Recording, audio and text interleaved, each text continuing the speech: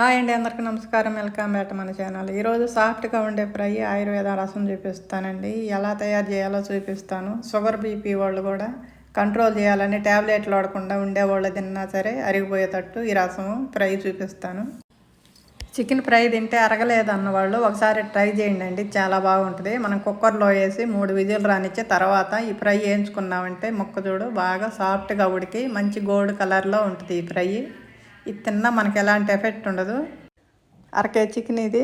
1 spoon ఉప్పు, 1 spoon పసుపు వేసి నీళ్లు పోసి కడుక్కుందాం 2 సార్లు. నీసు వాసన పోయేటట్టు బాగా కడుక్కోవాలి. 2 సార్లు కడుక్కున్నామంటే నీసు వాసన అంతా పోద్ది. ఒక 3/4 స్పూన్ ఉప్పు, ఒక 1/2 స్పూన్ అల్లం వెల్లుల్లి పేస్టు, 1 టీ స్పూన్ పసుపు, ఒక పెద్ద టేబుల్ స్పూన్ కారం వేసి ముక్కలకు బాగా పట్టేటట్టు 2 స్పూన్లు ఆయిల్ వేసి కలిపి పెట్టుకుందాము. ముక్కకు బాగా పట్టేటట్టు కలుపుకోవాలి. కుక్కర్ మూత పెట్టి స్టవ్ మీద పెట్టి 3 విధులు వస్తే మెత్తగా ఉడుకుద్ది. తర్వాత ఫ్రై చేసుకుందాము. స్టవ్ మీద బాండ్లు పెట్టి 2 స్పూన్లు ఆయిల్ వేసుకుందాము. సన్నగా తరిగిన ఉల్లిపాయ ఒకటి సన్నగా తరిగి వేసుకున్నాము. 2 పచ్చిమిరపకాయలు సన్నగా తరిగి వేసాను. 2 కరివేపాకు రెమ్మలు వేయించుకుందాము.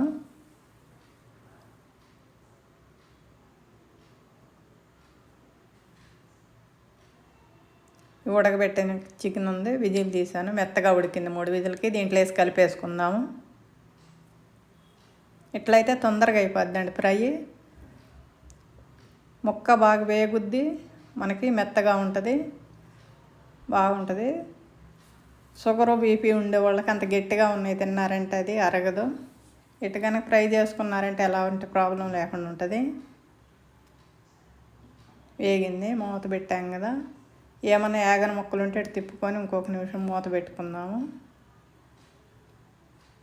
ఇంక ఈ ఫ్రై ఇట్టయితే తొందరగా అయిపోద్ది, 1 నిమిషంలో ఫ్రై అంతా వేగిపోయింది. ఇంక మసాలా కొత్తిమీర వేసుకొని బౌల్లోకి తీసుకుందాము. మనం ఈ ఫ్రై తిన్నప్పుడు ఆయుర్వేదం డాక్టర్లు చెబుతున్నారు ఇప్పుడు కంపల్సరీగా ఈ రసం తింటే ఎలాంటి ప్రాబ్లం లేకుండా ఉంటాయి. రసం పెట్టుకుందాము. నిమ్మకాయ సైజు చింతపండు నీళ్లు పోసి 2 సార్లు కడిగి నానబెట్టాను. ఈ చింతపండు. ఒక టమాటా వేసుకుందాం.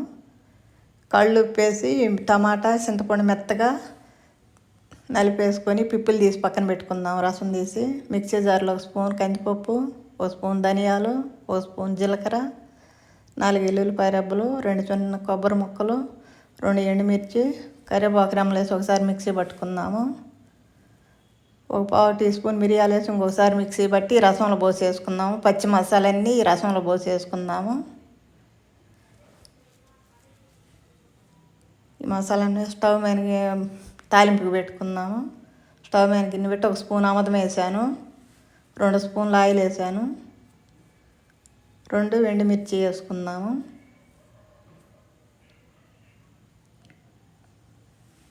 ఒక 1/4 టీ స్పూన్ మెంతులు, 1 టీ స్పూను తాలింపు గింజలు, 4 వెల్లుల్లిపాయ రెప్పలు, 2 కరివేపాకు రెమ్మలు, 1/4 టీ స్పూన్ ఇంగ వేసుకుందాము.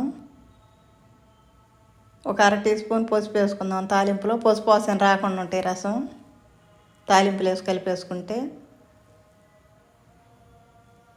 ఇవి కొంచెం వేగనిద్దాము.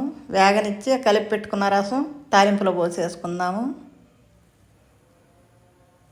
మన పెద్దల కాలపోళ్ళు ఇట్నే పెట్టేవాళ్ళండి రసం. ఇప్పుడు ఎవరు పెట్టట్లేదట. ఇట్నే పెట్టుకోండి. ఏం తిన్నా సరే అరిగిపోద్ది, ఆరోగ్యానికి మంచిది. ఆముదం వేసాము, మెంతులు వేసాము. తాలింపులో పోసేసుకొని కొత్తిమీర వేసుకొని ఒకసారి పొంగు వచ్చినాయి అంటే సరిపోద్ది. రసం ఆరోగ్యానికి మంచిది. ఏ ఫ్రైలు తిన్నా అరిగిపోద్ది. షుగర్ వాళ్ళు బీపీ వాళ్ళు తిన్నా అరిగిపోద్ది. మరిగిని స్టవ్ పెట్టేసుకుందాము.